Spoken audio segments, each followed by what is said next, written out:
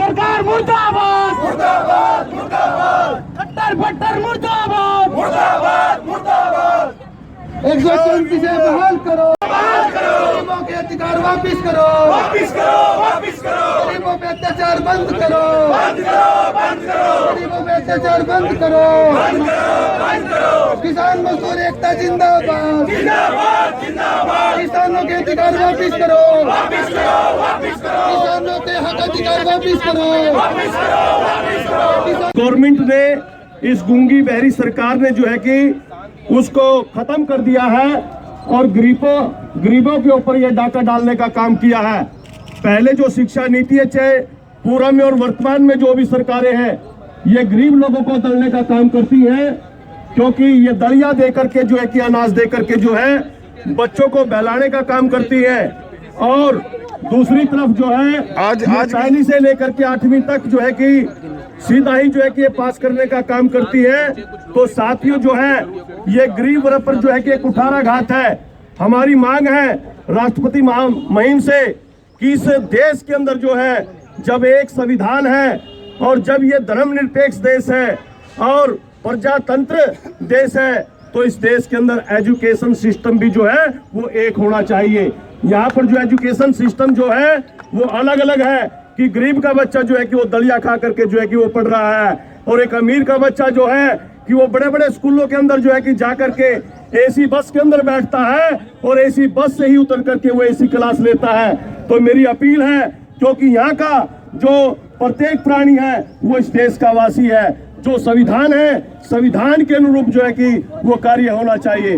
तो हमारी यही मांग है और जबरदस्ती करने का कोई भी प्रयास न करें, और जो भी अधिकारी है जो ज्ञापन लेने के लिए है तो उसको आप तुरंत प्रभाव से जो है कि बुलाने का काम करें, अन्यथा जो है कि। और साथियों, मेरी साथियों से अपील है, जैसे कि हम लोग ज्ञापन देंगे और आज का जो हमारा ये प्रदर्शन है, सेवा संस्था हमारी एक संस्था है जो एजुकेशन का काम करती है, और हम गली मोहल्लों के अंदर जाकर के नुक्कड़ सभाएं करके जो है कि हम जगाने का काम करेंगे, जन जागरण अभियान चला करके, और बड़े पैमाने पर जो है कि हरियाणा प्रदेश के अंदर जो है कि एक मुहिम छेड़ने का काम करेंगे और 134 को बहाल करने का काम करेंगे। बहाल करो, बहाल करो, बहाल करो, बहाल करते एक बारी फिर उसको, और जो गरीब बच्चों के दाखिले हुए थे वो भी मेरिट के आधार पे जो सरकारी टीचरों को तकलीफ दे रही है, तनख्वाह दे रही है, तो ये जो मेरिट के बेस पे इन्होंने तो लागू की, बच्चों का भविष्य खराब कर दिया है। सरकार जो है कि बड़ा पैमाने पर भ्रष्टाचारी सरकार है, और ये लोग कहते हैं कि हमारी सरकार नीट एंड क्लीन है, साफ सुथरी है। और आप करनाल के अंदर देखते हैं कि मुझे पूछने की जरूरत नहीं है करनाल के अंदर क्या हुआ है, क्योंकि बड़े पैमाने पर जो है कि फर्जी रजिस्ट्रियाँ हुई है और बड़े पैमाने पर जो है कि पैसा ढकारने का काम किया है, और बड़े पैमाने के अंदर इन्होंने जो है कि बड़े बड़े मॉल खरीदने का काम किया है। और मैं एक IAS अधिकारी के ऊपर भी जो है कि इंगित करना चाहूँगा कि यहाँ पर एक बहुत बड़े IAS अधिकारी रहे हैं और उसने इस करनाल को जो है कि लूटने का काम किया है, यहाँ की भोली जनता को जो है कि वो लूटने का काम किया है। हमारी है कि इस 134A को लेकर के जो है कि हम दलित बस्तियों के अंदर जाकर के जो गरीब लोग हैं, चाहे वो किसी भी वर्ग से हैं, उसको जगाने का काम करेंगे, और हरियाणा प्रदेश के अंदर एक बड़ी मुहिम बना करके जो है कि और सड़कों पर उतर करके जो है कि प्रदर्शन करेंगे, आवाज बुलंद करने का काम करेंगे। इसके द्वारा प्रदर्शन किया गया है ये सेवा संस्था करनाल की तरफ से। खत्म नहीं किया, संशोधन किया, 25% कोई संशोधन नहीं है। पहले भी 134A के तहत जो है कि हमारे बच्चों को बहुत ही धक्के खाने पड़ते थे। अगर उनका एडमिशन नंबर भी हो जाता था, लेकिन कोई भी जो ये धनाढ्य लोगों ने जो स्कूल खोले हुए हैं, वो धनाढ्य लोग जो है कि उन लोगों का शोषण करने का काम करते थे और भटकाने का काम करते थे, क्योंकि इनकी सदा ही ये नीति है। क्योंकि आज तक इस देश के अंदर जो भी सरकार बनी है, मैं पूर्व में जो भी सरकार, ये मैं नाम नहीं लेना चाहूँगा, उन्होंने भी जो है कि पहली से लेकर के 8वीं तक जो है कि फ्री बच्चों को पास करने का काम किया है। तो साथियों, जब 8वीं तक बच्चा पास होगा तो 9th क्लास के अंदर वो क्या करेगा, 10th क्लास, क्योंकि गरीब का बच्चा सरकारी स्कूल के अंदर पढ़ता है। तो लेकिन ये दलिया दे करके जो है कि शिक्षा के ऊपर जो है कि कुठाराघात करने का काम कर रहे हैं। मॉडल संस्कृत स्कूल क्या है, इनके गेट तो चमका दिए गए, लेकिन ना लेकिन दूसरा क्या है कि मैं भी इसी पेशे से रहा हूँ। मैंने भी जो है कि 15 साल जो है कि शिक्षक रहा हूँ, और क्योंकि ये गरीबों के बच्चों को पढ़ाते ही नहीं है, क्योंकि ये स्कूलों में बड़ी बड़ी तनख्वाह लेकर के जो है कि ये पैसा निकालने का काम करते हैं। अगर सरकार की सही नीति है, सही तरीके से है, गरीब का बच्चा भी और अमीर का बच्चा भी एक स्कूल के अंदर शिक्षा ले, यानी एजुकेशन की जो प्रणाली है उसका सिस्टम इक्वल होना चाहिए।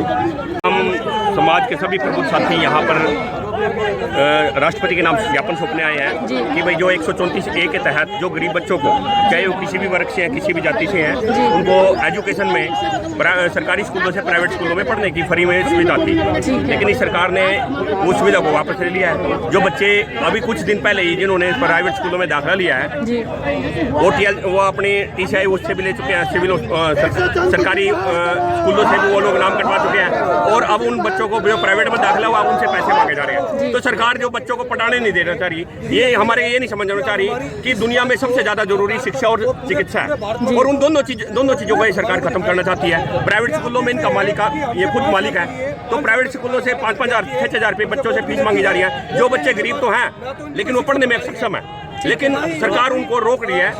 प्राइवेट स्कूलों पर मेहरबान होगी है सरकार। बिल्कुल सर, ये शुरू से हमारे हरियाणा में कहावत थी कि ये जो बीजेपी सरकार है ना, ये तो सेठों की सरकार है।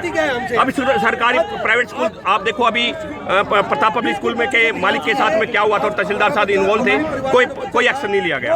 तो ये सरकार तो यही मामला, गरीब तो सर हर जगह पीछने के लायक ही है, और इनको पीछे ही जाता है, क्योंकि हम गरीब लोगों में ना यूनिटी नहीं है। और मैं आप चैनलों के माध्यम से चेताना चाहता हूँ सरकार को कि अभी तो हमें ना एक संगठित रूप में ये ज्ञापन देने आए हैं, उसके बाद हम पूरे देश में आंदोलन करेंगे और घर घर जाके लोगों को सचेत करेंगे, और जिन बच्चों के प्राइवेट स्कूलों में दाखिले हो चुके हैं उनके परिवारों से मिलेंगे और एक आंदोलन का रूप लेंगे। तो सरकार से अनुरोध है, और मैं ये बिल्कुल मुझे आश्वस्त भी हूँ मैं इस बात से कि ये सरकार वापस मिलेगी।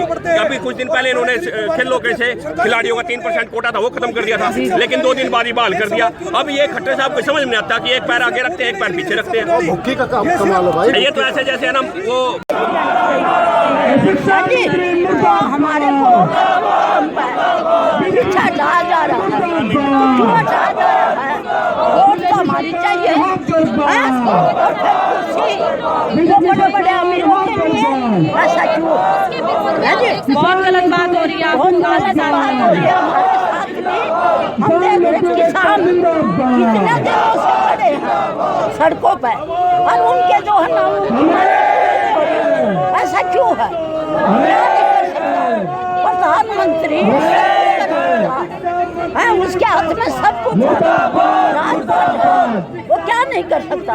अगर नहीं करेगा तो वो शीशे नीचे खींच कर गिरेंगे। हम तो बोलो पूरी तैयारी है हमारी, हम पीछे नहीं आ जाएंगे। जी हमारे भाई हैं सारे वकील हैं जी, परेशान है। तो ऐसा क्यों? अगर मेरे को 2 दिन के लिए राजा बना के देखो, मैं सब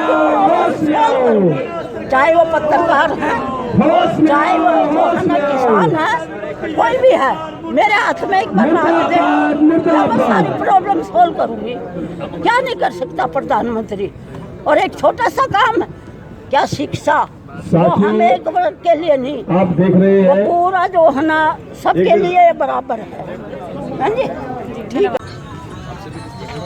एक और है शर्मा थोड़ा काम पाई नहीं हो रही जी, इसका भी आप इंद्री तो कोई बैठ नहीं रहे जी। आपके नाम आपके नाम वहाँ से ये इंद्री से, हाँ ये पहुँच जाएगा। इस पर जरूर गौर करवाइए जी। सर ये आपसे अपील है कि ज्ञापन मुख्यमंत्री साहब के नाम है और ये इस तहत पे है कि जो हमारी पिछले दिनी जो फसलें बर्बाद हुई है उसके मुआवजे की मांग है। पहले भी हमने मांग रखी थी लेकिन हमारी संपूर्ण तौर पे अभी तक नहीं हुई, लेकिन अगली बार जो है ये हम मुख्यमंत्री साहब को दे रहे हैं। हरियाणा सरकार को भारी हानि भुगतनी पड़ सकती है। इसको सर प्लीज रिक्वेस्ट आपसे ले ठंडे बस्ते में नहीं कह रही हो सर, कहीं कभी ऐसे जाकर कूड़ा करकट वगैरह